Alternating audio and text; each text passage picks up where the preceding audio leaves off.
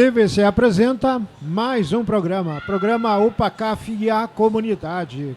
Como a gente anunciou no sábado passado, a gente esteve presente aqui, o candidato a prefeito do PL. Hoje nós vamos estar aqui no estúdio da TV Comunitária, Fernando Marrone, que já foi prefeito da nossa cidade, pré-candidato, com certeza é o único pré-candidato pelo PT, né? Então vai ser o candidato aí do PT. Boa tarde, Fernando Marrone, o público que está te assistindo aqui no sábado, dia 3. Agradeço aí por ter aceito o convite aqui para a gente bater um papo, Bater um papo e lembrar um pouco do governo e o que pretende fazer, como prefeito, Se, claro, se o povo der essa oportunidade, te conduzir a prefeito, boa tarde, Fernando Marrone. Boa tarde, Valdir. Boa tarde a todos que nos acompanham. Uma alegria estar aqui. É nossa obrigação nesse momento estar discutindo os temas da nossa cidade, Como pré-candidato pelo Partido dos Trabalhadores. Amanhã nós teremos a nossa convenção ali no Tomás Luiz Osório, e depois vamos ter um almoço festivo também, E estamos caminhando a nossa aliança com a federação PT, PSD, PT, PCdoB e PV, que é a nossa federação, PSOL e Cidadania, que é a outra federação com a qual nós vamos estar coligados, e também amanhã deve ser confirmada a indicação da Daniela, que é a nossa candidata a vice. Ela é do PSOL, Daniela Brizolara, uma pessoa bastante conhecida na nossa cidade, e assim nós vamos formar essa chapa da nova Frente Popular por Pelotas, a união dos movimentos sociais, dos movimentos populares, junto com essas duas federações, para a gente fazer uma campanha bonita, alegre, animada e levar uma mensagem de esperança para o povo da nossa cidade. No mandato passado tinha era orçamento participativo. Como é que funcionava, onde tirava os delegados no bairro e ali discutia os problemas do bairro? Vai ser a mesma coisa, Fernando? Então, não há mais possibilidade de termos um governo encastelado na prefeitura, prefeito só despachando no gabinete. Não é assim o nosso jeito de governar, até porque nós queremos dar vazão à inteligência que a cidade tem. E essa inteligência está no morador do bairro, está no trabalhador, está na academia, está na universidade. E esta compatibilização da técnica com o saber popular é muito importante, para que as pessoas possam definir as suas prioridades. O recurso não é do prefeito, o recurso é da cidade, o recurso deve estar disponibilizado para cada uma das comunidades, e a comunidade, como nós não temos recurso para fazer tudo de uma vez só, a população tem o direito de escolher qual é a sua prioridade. E muitas vezes a população nos surpreende, muitas vezes nós chegamos num determinado local, numa determinada comunidade, e pensamos, olha, aqui o mais importante são as vias, consertar os buracos, etc. Claro, é muito importante, mas quando reúne a comunidade diz, olha, aqui nós não temos médico, e isto é mais importante, a saúde em primeiro lugar, Ou aqui está faltando creche, não tem vaga, Então a comunidade deve fazer esta decisão de onde nós vamos investir primeiramente os recursos, para que assim a gente vá podendo reconstruir a nossa cidade, melhorando a qualidade de vida de todos.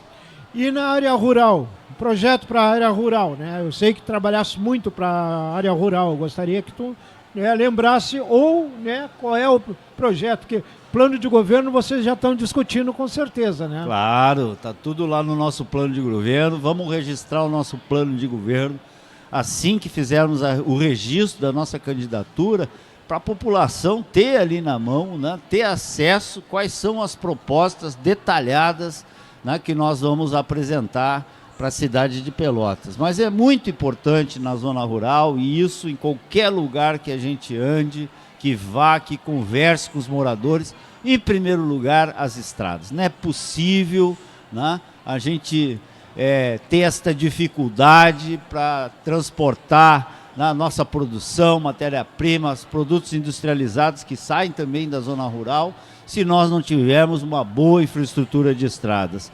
Evidentemente, nos núcleos urbanos, né, reforçar o tema da saúde, da escola, da pré-escola. Esses são os equipamentos públicos fundamentais para, né, o desenvolvimento das crianças, das famílias na zona rural. E muito importante o tema do desenvolvimento econômico. Veja, eu estive, né, conversando com o setor da indústria da conserva, e eles me disseram o seguinte: olha, Marrone, o ano passado, o nosso limite da safra chegou a 30 milhões de latas. Pelotas já produziu 60 milhões de latas de pêssego em conserva na safra, né? Hoje nós não estamos sofrendo mais a pressão que a gente sofria aqui da Argentina, do Uruguai, quando entrava pêssego grego, né, sem imposto, concorria aqui com as nossas empresas. Hoje a gente não tem mais isso, até por conta do valor que tem hoje, a moeda. Então, é preciso que a gente... Imagina, eu vou fazer uma continha aqui de padeiro, como a gente diz. 30 milhões de latas a R$10 cada lata, são 300 milhões de reais na economia da cidade.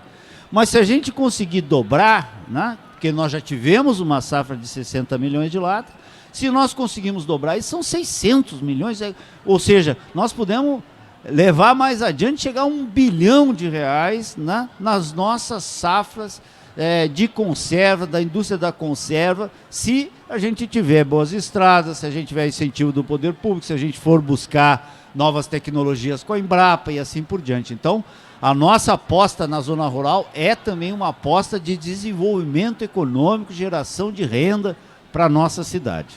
Falar em geração de emprego. Pelotas, a gente só vê que tem mais construção civil.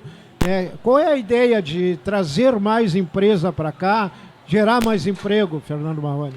Então, né, eu penso que a gente tem que reforçar a nossa base estrutural, que é serviço, comércio, reforçar isso. Nós estamos aqui na FenaDoce, né? E este é um exemplo da nossa cidade que lá em 2001, 2002, reestruturamos este centro aqui de convenção e tal, da feira e etc. E isso hoje tem um resultado muito positivo na nossa economia, no comércio, no turismo aqui na cidade. Os hotéis estão lotados. É assim, né, apoiando as iniciativas locais, mas também de olho no que nós podemos atrair de investimento para a nossa cidade. Nós temos duas boas oportunidades agora, né, com o polo naval que vai ser retomado aqui em Rio Grande, de nós capacitarmos, né, incentivarmos as nossas empresas, porque o polo naval não é só lá no estaleiro, né, soldando, construindo o casco do navio, não. Tem que construir todos os móveis.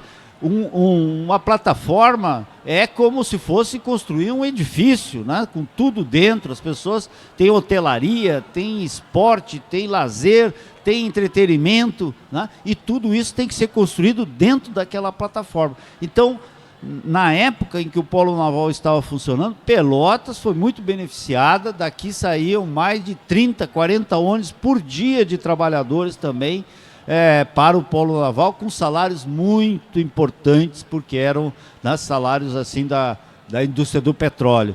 Temos também uma nova iniciativa para a região, que é a energia solar e a energia eólica.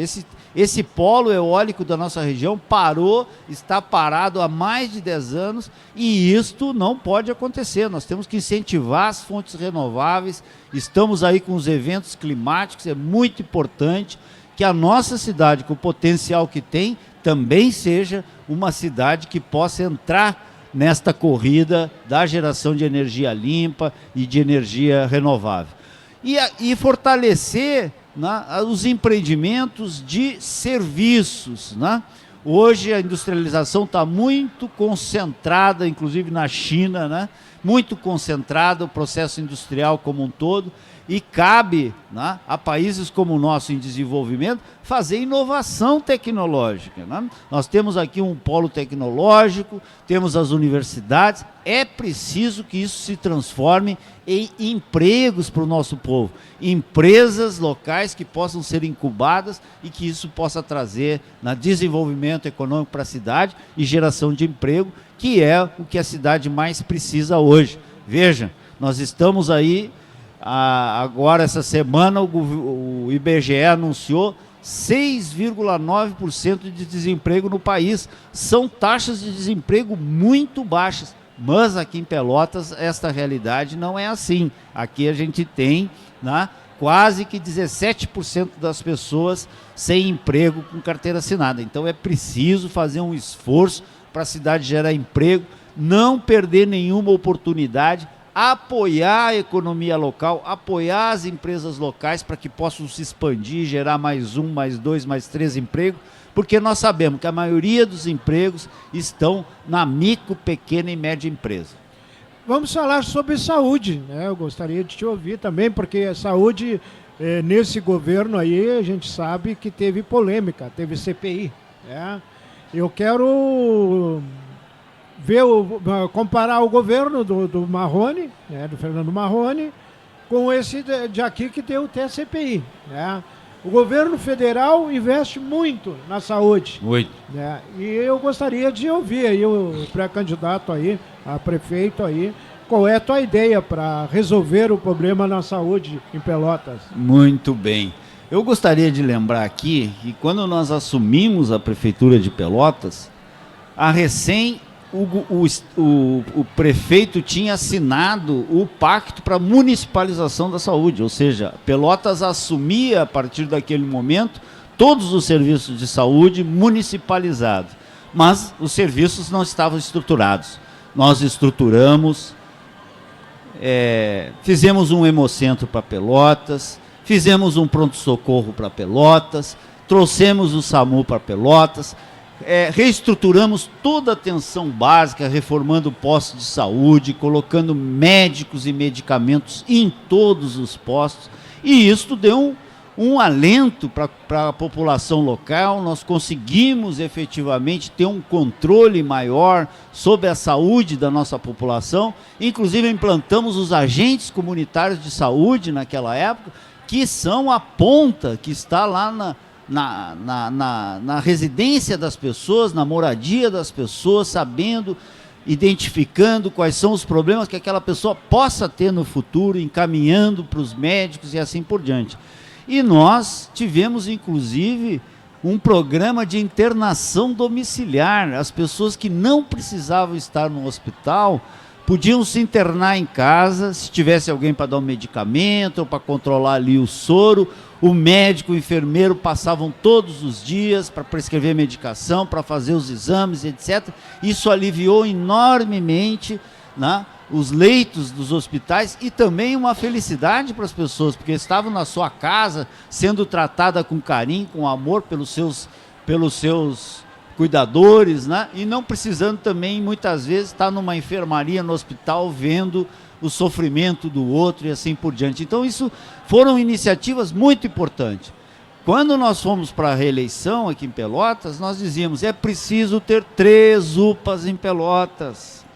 É uma UPA para cada 100 mil habitantes. Pelotas já tinha 300 mil habitantes, e a gente dizia, olha, para resolver a retaguarda do posto de saúde, tem que ter uma UPA, que é a unidade de pronto atendimento, onde a pessoa chega, né, ou ela vem encaminhada pelo postinho, que o médico lá no postinho não tem a estrutura para fazer um raio-x, um exame, uma tomografia, etc., fazer uma pequena sutura, vai para a UPA.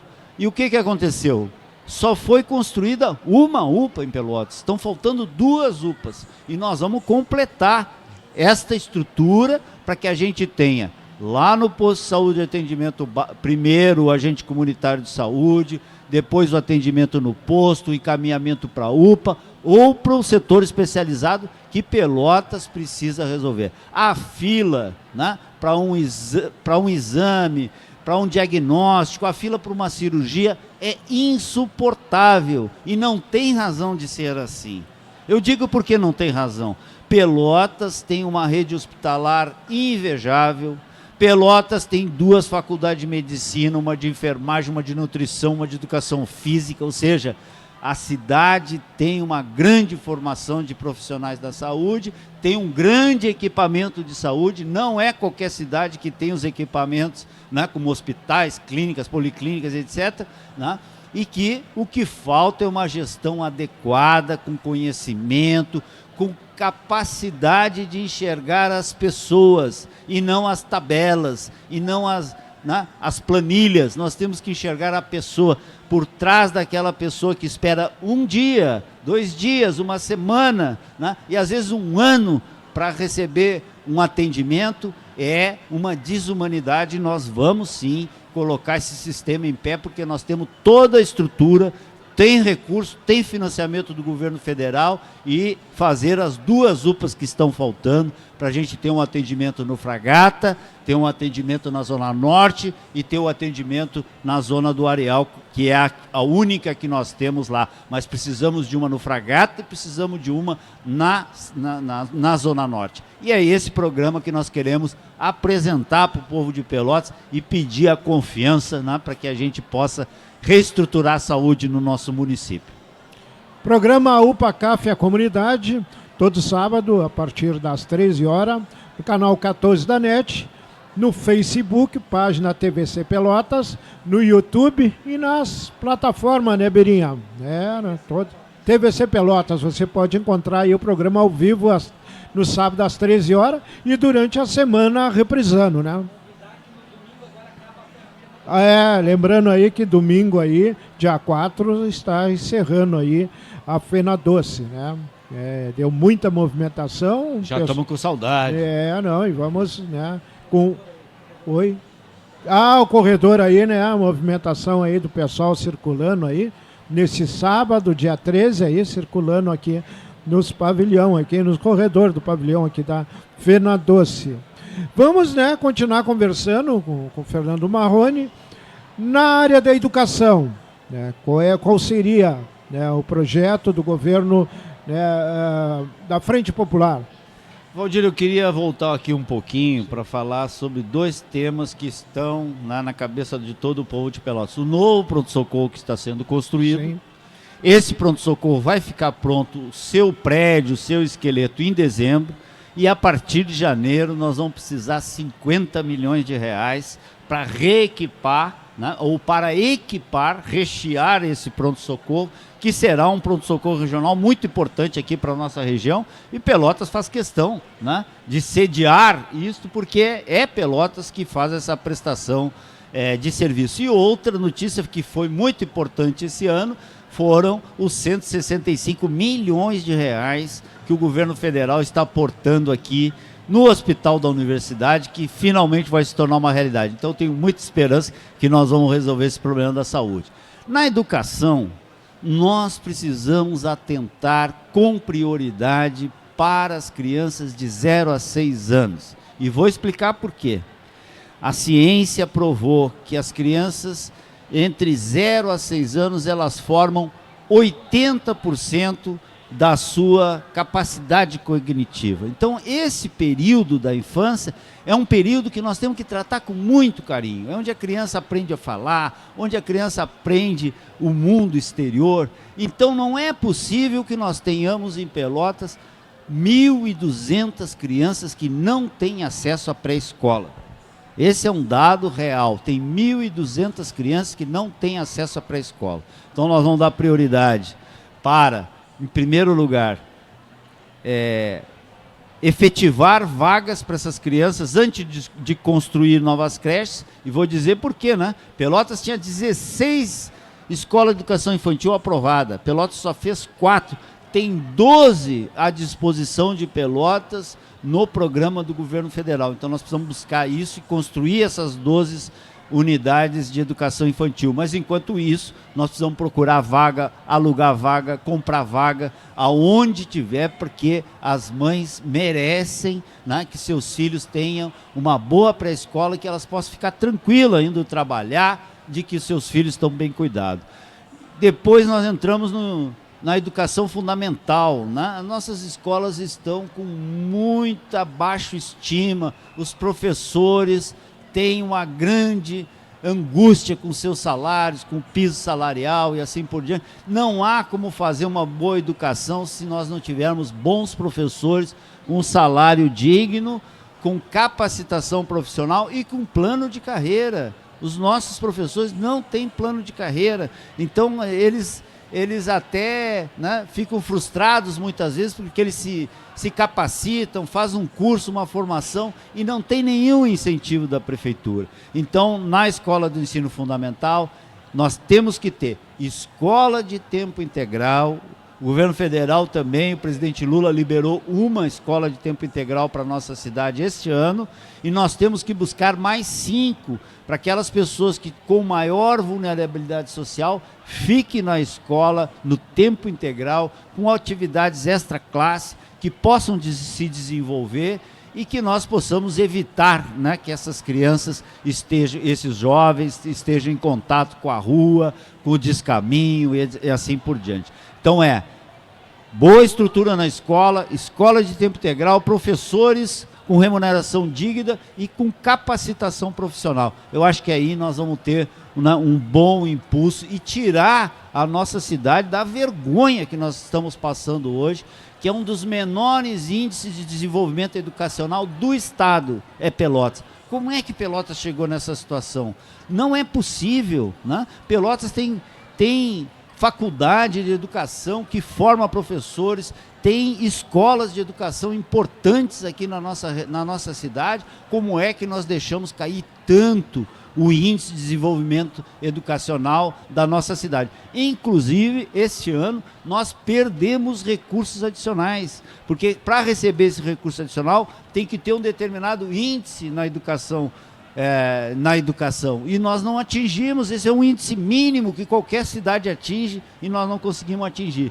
Então é preciso ter uma dedicação muito grande com a educação, porque é a construção do nosso futuro. Programa UPACAF e a comunidade, né? Lembrando aí, quem está pela rede social aí, né, pode compartilhar aí, né? Quanto mais gente nos assistindo, é bom para você conhecer um pouco, né? Conhecer os candidatos a prefeito que estão vindo no estúdio. Já teve aqui o Reginaldo Bassi, já teve aqui Irajá Andara Rodrigues, teve o Marciano, né, do PL, agora o Fernando Marrone, e depois encerra com Estima. Não sei se tem mais algum candidato, né? A gente não sabe, não. Né? Por enquanto, até o dia 5, né? Até o dia 5 pode acontecer isso, não se sabe ainda. Vamos falar sobre habitação. O governo federal, na época que o Fernando Marrone foi prefeito na nossa cidade, foi o governo que mais investiu na habitação, né? Teve o PAR, teve outras, né? Depois surgiu a Minha Casa Minha Vida. Gostaria que o Marrone nos falasse se vai ter projetos nessa área aí, porque a gente ainda sabe que tem muita gente que não tem moradia, né? Eu gostaria de saber do Fernando Marrone aí qual é a ideia na área da habitação. Muito bem. Naquele momento, né, nós conseguimos acessar um programa muito importante do governo federal, que era o programa de arrendamento residencial.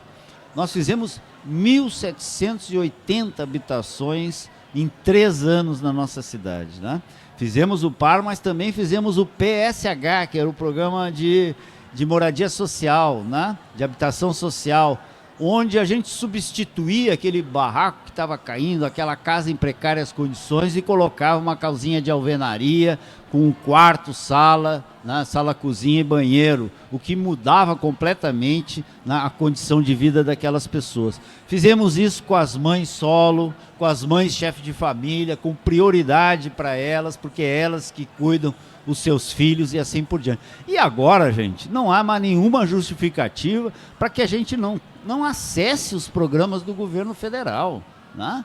Pelotas não pode deixar de acessar esses programas, né? Como aconteceu aí. Então nós precisamos acessar o programa Minha Casa Minha Vida. Hoje o déficit habitacional de Pelotas é mais de 4.000 moradias.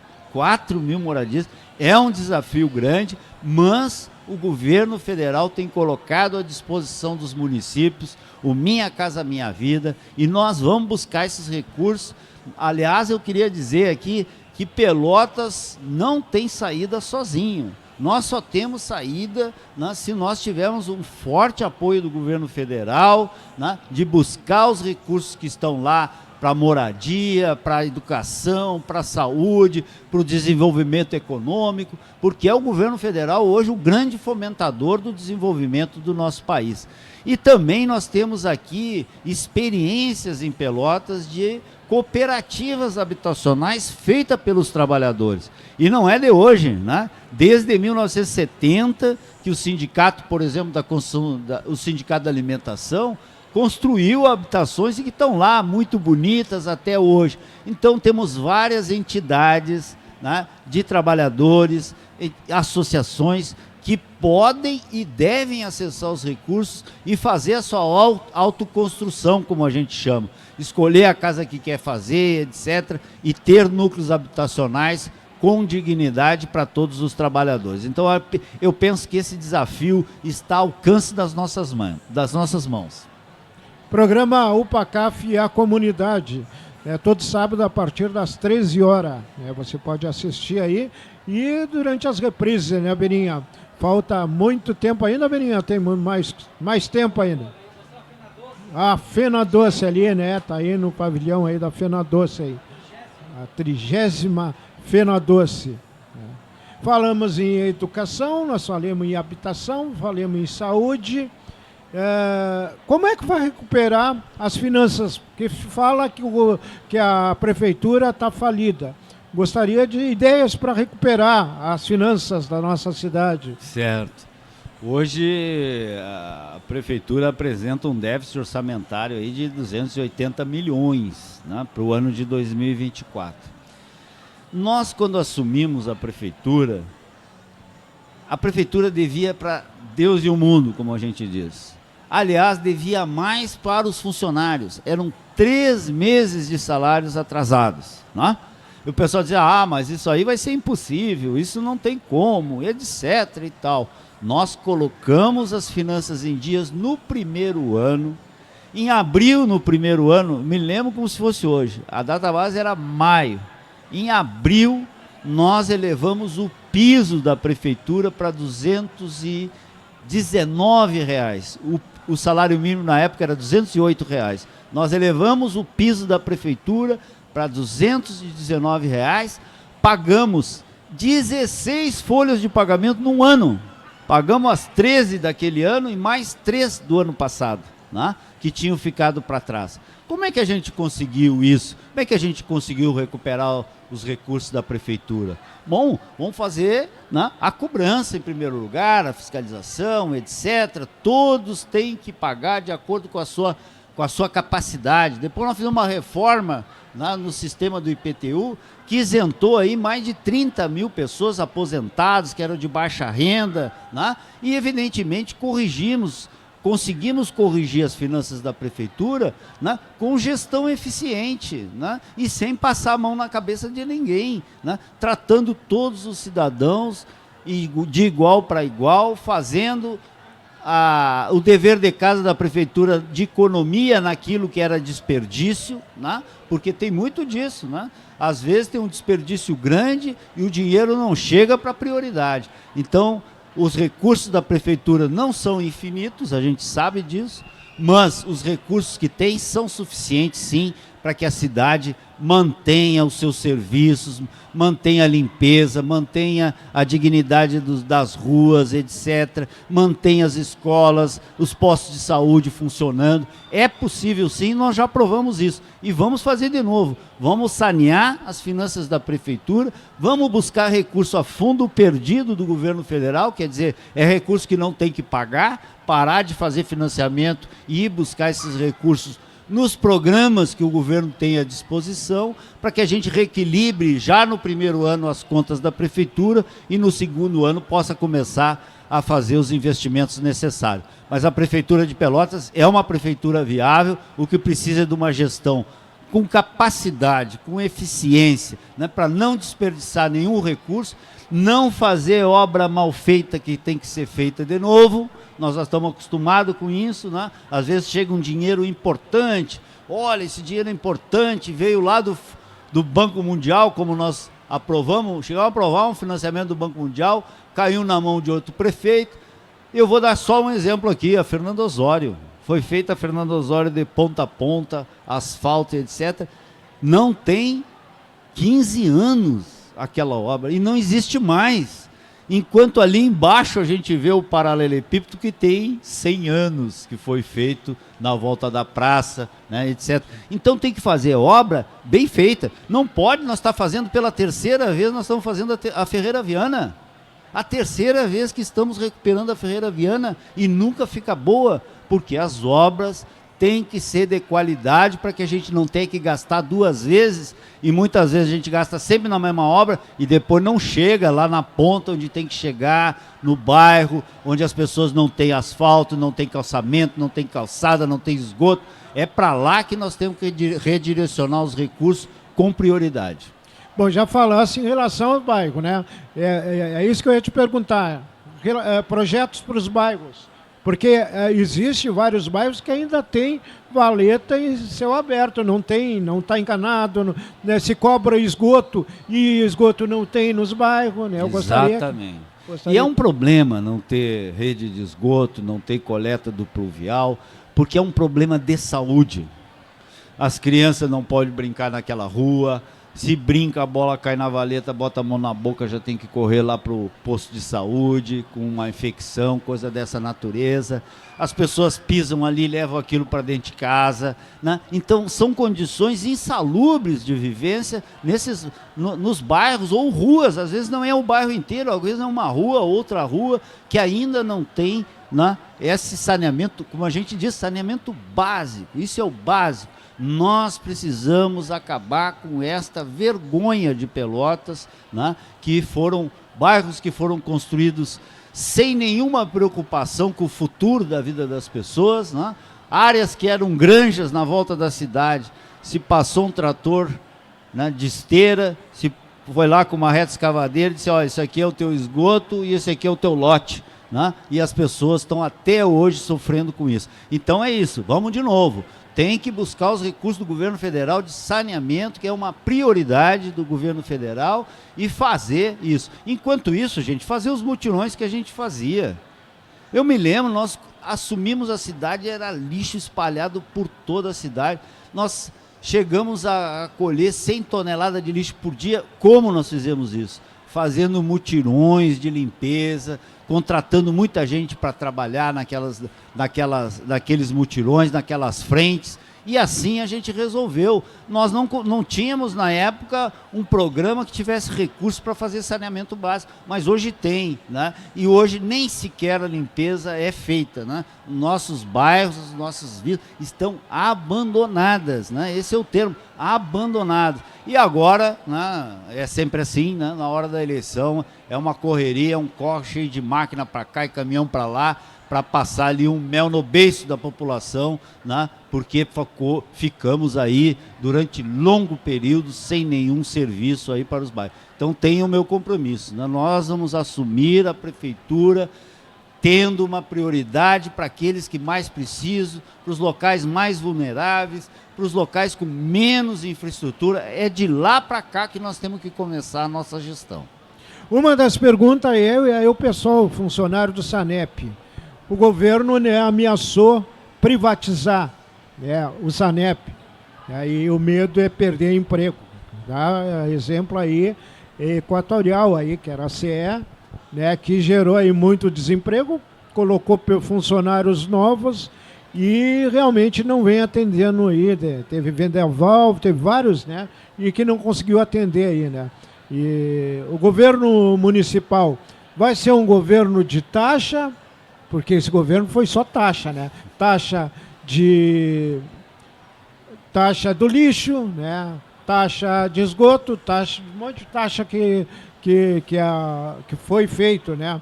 Mas eu gostaria que falasse sobre a questão do SANEP, que os funcionários estão ainda apreensivos aí. Pode acontecer que nem aconteceu na venda aí da CE, né? Sim, né? Se tornou uma prática dos governos que não têm responsabilidade, né? Não querem se responsabilizar pelos temas importantes da saúde, simplesmente vender as nossas empresas, né? A Corsan foi assim no governo do estado, agora o DEMAI lá em Porto Alegre, né? O SANEP é uma das maiores, é uma das melhores empresas de saneamento que nós temos no país. É um órgão enxuto, com capacidade técnica, com eficiência, com uma cultura que vem desde o início, né? Quando implantaram a adutora do Moreira, a estação de tratamento, a caixa d'água de ferro ali da Santa Casa, a fonte das Nereidas, que na verdade era onde as pessoas iam captar água para beber, né? Então o SANEP é uma instituição, né, centenária e que, não o SANEP em si, mas a autarquia como um todo vem se desenvolvendo desde lá e não há nenhuma razão para a gente privatizar. Sabe o que acontece quando a gente privatiza? Né? Se o preço da tarifa hoje é 100, e a gente privatiza, vai para 120. Por que tem 20%, 25%? Porque a empresa que for investir ali quer o lucro, né? E a empresa pública não. O SANEP não visa lucro, então não tem esses 20% a mais, 25% a mais nas tarifas, na taxa, etc., que tem a iniciativa privada. Além de tudo, fazem um desmonte da inteligência, né? Demitindo os trabalhadores que conhecem o serviço, sabe passo a passo onde é que está cada válvula, cada adutora, cada motor, cada levante, cada booster dessa cidade. O SANEP tem isso, né? Na figura dos seus servidores, dos seus trabalhadores, dos seus técnicos, né? Então é muito importante a gente manter esse órgão, né, como ele é, fortalecer cada vez mais, buscar os recursos necessários para que a gente possa fazer com que o SANEP chegue, né, com a coleta de esgoto, com o tratamento de esgoto, com água tratada de qualidade a toda a nossa cidade. Então o meu compromisso aqui, cada vez mais, valorizar essa autarquia que é fundamental para a nossa cidade de Pelotas. Na área da cultura, né? Porque Pelotas é considerado pela cultura, né? Então eu gostaria, né, que falasse aí pra gente aí como é que vai ser o governo na área da cultura. Então, né? Quando a gente fala em cultura, a primeira coisa que nos vem à cabeça na nossa cidade é o Teatro 7 de Abril. É o maior ícone da cultura de Pelotas, né?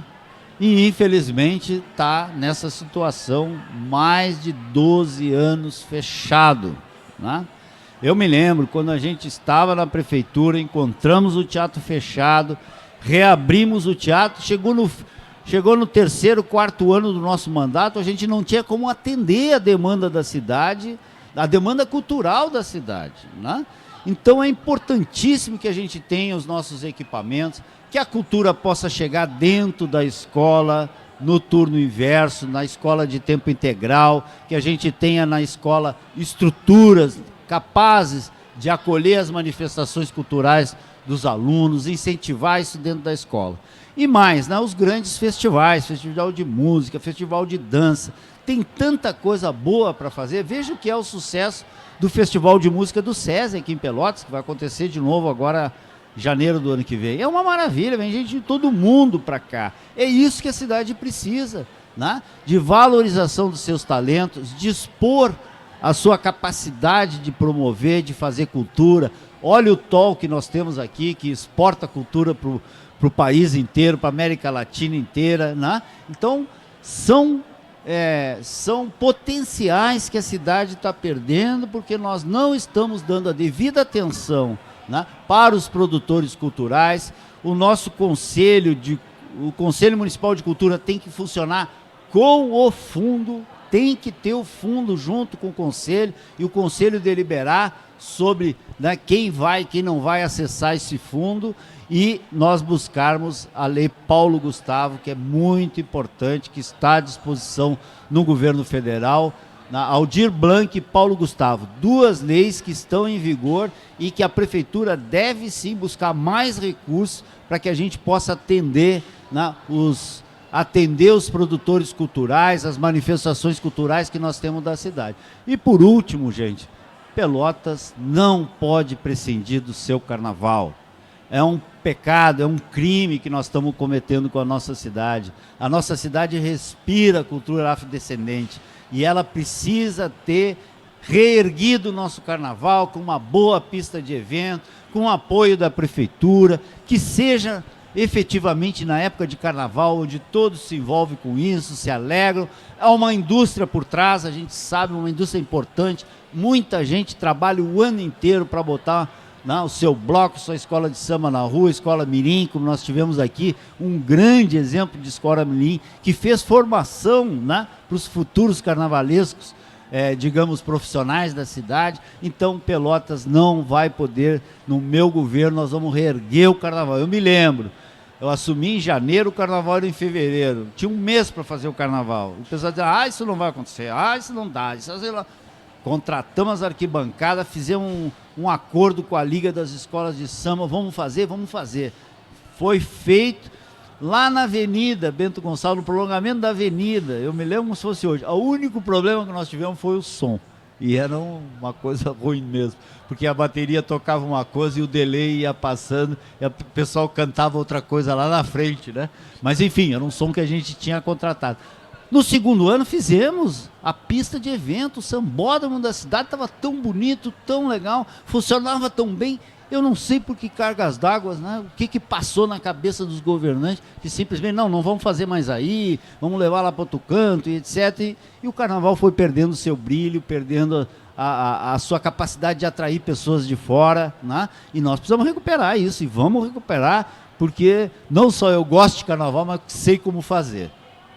Em relação, falamos sobre cultura agora, relação do governo em relação aos conselhos municipais. Nós tínhamos o Conselho Municipal de Transporte, que hoje não tem.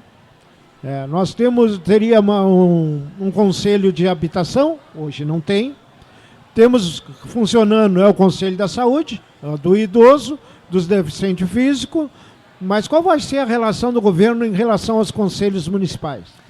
Bueno, assim como a gente diz que vai fazer o nosso programa é um programa participativo, a participação direta da população, dos seus delegados é muito importante, mas é muito importante que os nossos conselhos novamente voltem a funcionar.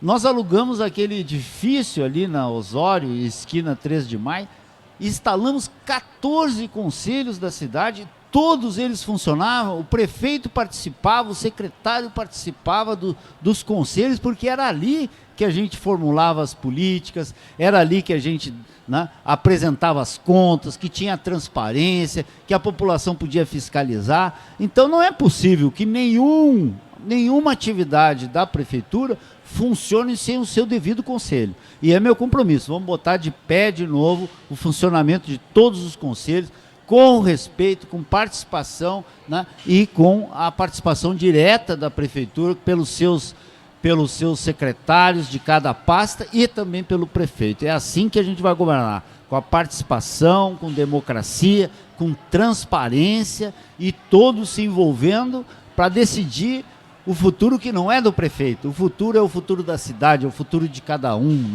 É cada um e cada uma que tem que se expressar como nós vamos fazer para que a nossa cidade avance, para que a gente tenha um emprego, que a saúde seja boa, que a escola atenda o meu filho, para que o trânsito seja um trânsito defensivo, para que o transporte seja um transporte econômico, de qualidade, que as pessoas possam ser atendidas.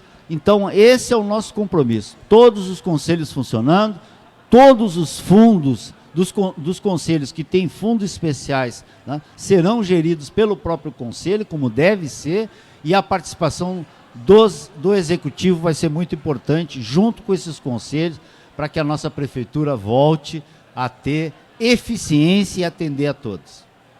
Vamos, já falando eu falei num conselho que eu achava muito importante, que era a questão do transporte, Hoje existe uma licitação que aconteceu, ganhou o consórcio e hoje não respeita mais os moradores de bairro. Não cumpre horário, né, e não é cobrado muito do poder público. Eu tenho acompanhado, né, a população reclamando, inclusive situações de alguns bairros que o ônibus não consegue entrar, né? Não consegue mais circular porque as vias estão destruídas, a prefeitura abandonou os nossos bairros e assim por diante. Então, né, temos que ir mais, a prefeitura pode sim fazer mais subsídio para passagem, né? Pode sim, já fez e pode fazer mais. Não é possível, né? Hoje não é possível que o transporte coletivo custe o equivalente a uma passagem, né? Ou um deslocamento de um aplicativo, coisa parecida, né? Pega duas pessoas, sai mais barato ele pegar o aplicativo e ir ali de porta a porta do que ele pegar um ônibus. Então isso está errado, nós temos que virar essa chave, né? O transporte coletivo é muito importante para milhares e milhares de pessoas na nossa cidade, ele precisa ser regular, ele precisa ter pontualidade, ele precisa ser limpo e ele precisa ser razoável no seu custo, senão as pessoas usam cada vez menos, quanto menos pessoas usarem, mais aumenta o preço da passagem. Então, esse é um dever que nós temos, né? Para que o trânsito possa funcionar bem na cidade, nós temos que aliviar o transporte individual. Mas para aliviar o transporte individual, tem que ter vantagem para a pessoa andar no ônibus, ser eficiente, ser no horário, que ele não perca, né, os seus compromissos e assim por diante. Então, o conselho é importante a regulação como um todo, né? E é importante que a gente preste atenção que a tarifa hoje praticada em Pelotas não é suportável por boa parte da população. E lembrando aí que a tarifa está mais caro que a tarifa de Porto Alegre, né? Chegou a esse ponto. Exatamente, né? Exatamente. Por uma circulação muito menor, evidentemente, né? Então tem que ter um novo planejamento para o sistema de transporte, que possa ter um custo razoável para as pessoas, né? E que possa ter, como eu disse, né, pontualidade, limpeza, eficiência, né, e segurança para os passageiros. E a respeito aí do que aconteceu em Pelotas, primeiro foi Porto Alegre, né, que teve a enchente aí, que atingiu aqui a Z3, o Laranjal, né, coisa que nunca tinha acontecido, a Laranjal ser atingido pela enchente. Como vai ser o governo em relação à enchente? Olha, pessoal, o que nós estamos vivendo são mudanças climáticas. Nós temos que prestar atenção nisso, né? A única coisa, né, a única lição que nós podemos tirar desta catástrofe que nós vivemos no Rio Grande do Sul, em Pelotas, a lição mais certa que tem é o seguinte: vai acontecer de novo. Não tenho dúvida. Vai acontecer de novo, mais hoje ou mais amanhã. Então é preciso que o nosso sistema de proteção contra cheias esteja em condições de funcionamento, não estava, tem que estar em boas condições de funcionamento sempre, todo o sistema de proteção da cidade, o sistema de proteção da praia, né? E termos, né, um plano de contingência mais elaborado, que seja de conhecimento da população, para que a população não fique em dúvida na hora que as coisas estão acontecendo. Então é preciso ter um plano anterior, né, de contingência para áreas que poderão ser alagadas, tem que ter um plano de emergência com sinalização, com sirene, como muitas cidades já têm, naquelas zonas que são possivelmente atingidas, né, e fazer o que os técnicos indicarem sobre o sistema de proteção. Não tem mágica, gente. Os técnicos é que sabem como a gente pode evitar, fazendo diques, casa de bombas, trincheiras, etc., para que a gente não viva mais o que a gente viveu esse ano, né, que foi muito triste. Tem pessoas que perderam tudo, outras pessoas perderam, né, praticamente seus móveis, a sua residência foi muito atingida, né, em prejuízos enormes. Felizmente não tivemos nenhuma vítima, mas a cidade não estava preparada para enfrentar este evento climático e não está preparada para enfrentar os futuros eventos climáticos, né, porque é preciso que a gente tenha a clareza de que pode acontecer de novo, deve acontecer de novo. Programa UPA-CAF e a comunidade, né? Falta 5 minutos, né? Vamos... projeto, né, ainda dá tempo, projeto para Z3, né? Que agora praticamente o pessoal perdeu tudo, né? Tem algum incentivo aí que o governo vai trazer para o pessoal da Z3 que perdeu tudo? Sim, o governo colocou à disposição da prefeitura para recuperar todas as obras que foram atingidas, estradas, escolas, postos de saúde, né? Tudo que foi atingido, o governo tem o recurso, né, para que a prefeitura possa reconstruir o que foi atingido. As moradias, todos já estão cadastrados para terem uma nova moradia e não fazer a moradia no mesmo lugar onde foi atingido, né? Isso é uma das condições essenciais. Não podemos construir de novo onde já alagou. Nós temos que construir em outro lugar que possa estar a salvo de futuras enchentes, né? Então, na Z3, são 250 casas que precisam, né, precisa ter novas casas para 250 famílias. Nós precisamos fazer uma estrada nova para Z3, não pode mais ser pela beira da praia, ok, deixa a estrada da beira da praia para o turismo, eventualmente quem quiser passar por ali passa, etc. Mas a estrada da Z3 tem que estar a salvo da lagoa, e para estar a salvo da lagoa ela tem que sair ali por trás do Balneário dos Prazeres, que segue ali, a Adolfo Fetter segue por trás do Balneário dos Prazeres, e lá adiante, né, e costeando aquela mata, que é uma reserva ecológica ali, vai costeando a mata, chega na Z3, inclusive chega na Z3 sem passar por nenhuma ponte, porque chega na parte alta. Então, esses projetos, nós assumimos o compromisso, tive uma reunião já com a colônia de pescadores, com o sindicato, com as lideranças locais, e vamos atrás destas obras que precisam ser feitas na Z3 e recuperar a autoestima daquele povo. Estamos chegando a mais um final de programa, né? 3 minutos aí, as considerações finais aí. Primeiro eu quero agradecer a presença e o convite aí que a gente fez aí. É um programa comunitário, né? Não sou profissional, né? Já trabalhei em rádio, mas sou um líder comunitário. E aí quero, né, te dar os parabéns aí. Obrigado. Né, pelo teu empenho aí, que tu faz parte aí também do governo federal aí, e quero, né, agradecer aí por a tua presença aqui no estúdio. Só as considerações finais aí. Eu que agradeço a TVC, agradeço a ti, Valdir, a todos que nos acompanham aqui por essa oportunidade, porque nós estamos num momento, né, de discutir as coisas da nossa cidade, e são essas oportunidades que a gente tem para esclarecer, né, as pessoas quais são os nossos planos, qual é o nosso projeto de governo, e evidentemente, né, a partir do dia 15 de agosto vamos estar caminhando, né, rua a rua dessa cidade, conversando com as pessoas, levando essa mensagem de esperança, de otimismo e de um futuro melhor na reconstrução com o povo. Essa vai ser a marca do nosso governo, reconstrução de novo e reconstrução com o povo. Muito obrigado. Agradeço aí o carinho de todos vocês que estão nos assistindo, e a reprise durante a semana aí. Lembrando aí que dia 8, lá no estúdio da TV Comunitária, vai estar o pré-candidato a prefeito, Fernando Estima. Aí a gente encerra aí as nossas conversas com os candidatos, né? Foi um bate-papo aí com os candidatos aí.